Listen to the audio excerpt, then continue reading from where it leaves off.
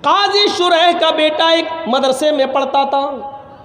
नमाज की अहमियत बता रहा हूँ मैं। काजी शुरैह, हज़रत अली ने काजी बनाया था, ज़बरदस्त फैसल जज। काजी शुरैह का बेटा मदरसे में पढ़ता था। उस्ताज़ों ने कहा है तुम्हारे बाल बहुत बड़े हो गए हैं। आजकल तो पता नहीं कौन कौन से बाल चलने लगे हैं। अब वो एक और बाल चलने लगे हैं, सुअर कट। सुअर कट बाल जानते ना, इधर से कटे हैं, इधर से कटे हैं, इधर सब टकला है, चारों तरफ गोल, बीच में छत्ता मधुमक्खी का रखा हुआ है। इसको हमारे यहाँ कहा जाता सुअर कट बाल। कौन कौन से बाल चलने लगे, अल्लाह रहम करे। और जाने पता नहीं कौन से हिजड़े ने निकाला होगा ये बाल, उनके नक्शे कदम पे हम चल रहे हैं। कौन सी इधर बाल साफ, देख के कसम खुदा की घिन आती है, अल्लाह इसके पास हम बैठे कैसे हैं। इधर से टकला बना, इधर से टकला, चारों तरफ से गंजा दिख रहा है, ऊपर छत्ता रखा हुआ है बहुत भारी, लगता है जैसे टुल्लू पंप चल रहा हो। अजीब हालत बना ली लोगों ने। काजी शुरैह के बेटे के बाल बड़े हो गए तो मदरसे के उस्ताज़ों ने कहा कि तुम्हारे बाल बहुत बड़े हो गए, फुर्सत मिले कभी तो बाल कटवा लेना हज्जाम से। ये भैया तुम बहुत उठ रहे हो यार, डिस्टर्ब करोगे।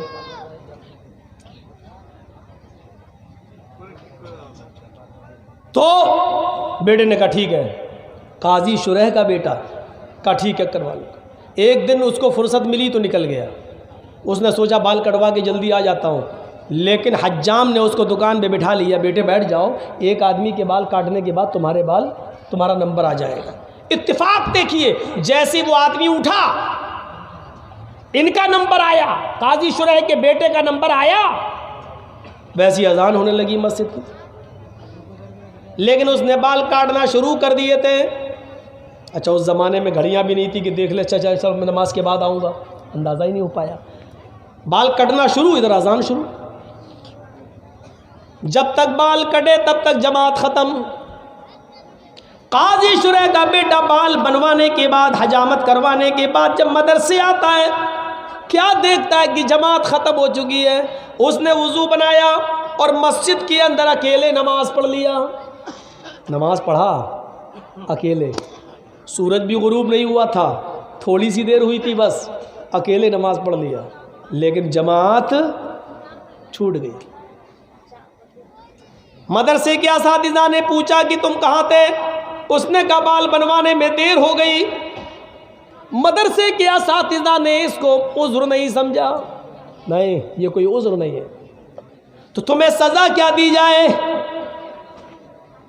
सज़ा के लिए तुम्हारे बाप को ही लेटर लिखता हूं। शहर के काजी हैं, सबसे बड़े जज हैं, देखे तुम्हारे बाप तुम्हारे बारे में क्या फैसला सुनाते हैं।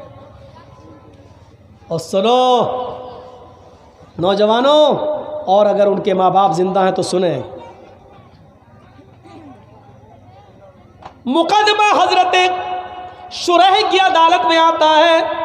काजी साहब, आपके बेटे ने ऐसे वक्त में बाल कटवाए कि असर की अज़ान होने लगी। आपका बेटा जब बाल बनवाने के बाद मदरसे में आया तो जमात हो चुकी थी, उसने बाद में नमाज पढ़ ली। आप खुद फैसला कीजिए कि जमात छोड़ने की सज़ा उसको क्या दी जाए। काजी शुरैह ने उस लेटर के पीछे एक फैसला लिख दिया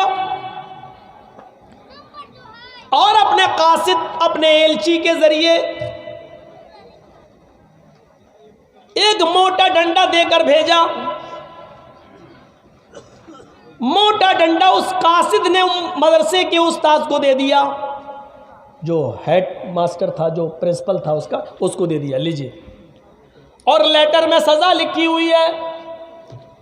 खत पढ़ता है मदरसे का प्रिंसिपल, तो उसमें लिखा हुआ है, आए प्रिंसिपल साहब,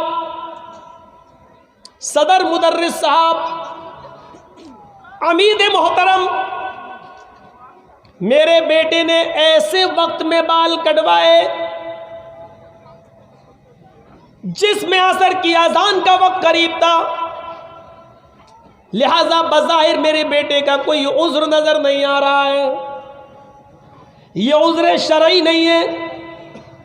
उसने जमात तर्क की, आमदन और जानबूझकर तर्क करना माना जाएगा। बाल कटवा रहा फिर भी जानबूझकर तर्क करना माना जाएगा। लिहाजा इस आमदन और जानबूझकर नमाज तर्क करने की सजा मैं ये सुनाता हूं कि जो डंडा मैंने तुम्हें भेजा है, इस डंडे से मेरे बेटे को इतना पीटो कि ये डंडा 3 टुकड़ों में बट जाए, इस डंडे के 3 टुकड़े हो जाएं। मोटा डंडा, ये वाला नहीं था पकड़ो एक मारो टूट जाए, मोटा डंडा 3 टुकड़े हो जाए। हाँ, लेकिन जब डंडा 3 टुकड़े हो जाए तब मेरे बेटे को पीटना छोड़ देना।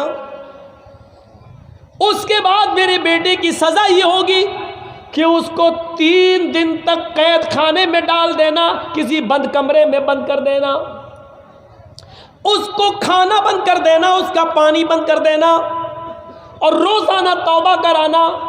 अगर वो तुम सबके सामने इकरार कर ले कि आज के बाद मैं जमात को कभी कसदन जानबूझकर नहीं छोड़ूंगा, मैं अल्लाह से तौबा करता हूं कि मुझसे गलती हो गई, वो मेरे गुनाह को माफ कर दे, अगर वो इस बात का इकरार कर ले तो 3 दिन के बाद मेरे बेटे को छोड़ देना और उसके बाद मदरसे में उसको पढ़ाना और लिखाना शुरू कर देना।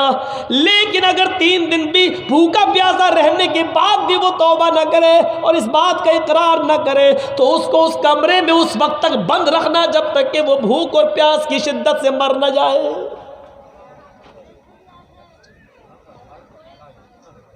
एक वक्त की नमाज, और नमाज नहीं छूटी थी, नमाज तो पढ़ लिया था, जमात छूटी थी एक वक्त की, वो भी बाल बनवाने में। हम अपने गरीबानों में झांक कर देखें कि हमारी औलाद, ये कौन सी नमाज है। हम जिस दुकान पर बैठे हुए हैं, अजान हो रही है, बाप हाजी है, हज करके आया, बेटे बैठो दुकान पे, हम नमाज पढ़ के आ रहे हैं, पहले हम पढ़ा बाद में तुम चले जाना। ये इस्लाम के अहकाम किराना मर्चेंट की दुकान नहीं है, जो तुम्हें पसंद आए वो करोगे और जो नहीं पसंद आए वो नहीं करोगे। हाजी साहब जमात के साथ नमाज पढ़ रहे हैं और हाजी साहब का बेटा जमात छूटने के बाद मस्जिद में बाद में जाता और नमाज पढ़ता है। ये कौन सी जमात और कौन सा इस्लाम है ये? हय्या अलस सलाह, ये निदा जो आई है वो हाजी साहब के लिए भी और हाजी साहब के बेटे के लिए भी है। ये निदा मौलाना जर्जीस साहब के लिए भी और मौलाना जर्जीस साहब के 11 साल के बेटे के लिए भी है।